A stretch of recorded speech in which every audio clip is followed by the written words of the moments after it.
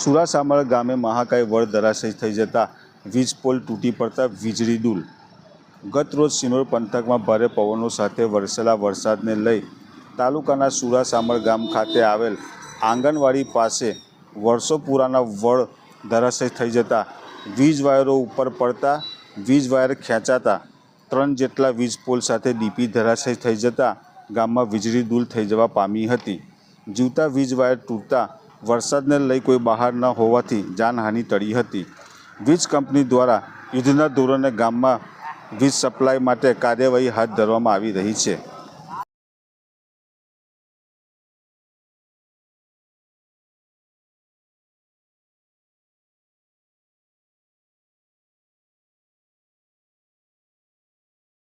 કાલે રાત્રે વાવાઝોડા સાથે જે વરસાદ આવ્યો હતો એમાં સિનોર માલસર રોડ ઉપર સુરાસામળ ગામે જૂની આંગણવાડી પાસે વડનું મહાકાય વૃક્ષ જે હતું એ ધરાશાયી થયું હતું અને અમારી વીજ લાઇન ઉપર પડ્યું હતું, જેના કારણે વીજના તાર ખેંચાઈ ગયા હોવાથી અમારું ડીપી સ્ટ્રક્ચર અને પોલ તૂટી ગયા છે, જેની કામગીરી હાલ ચાલુ છે અને તત્કાલ પાવર સપ્લાય ચાલુ થાય એ પ્રમાણે કામગીરી કરી આપવામાં આવશે।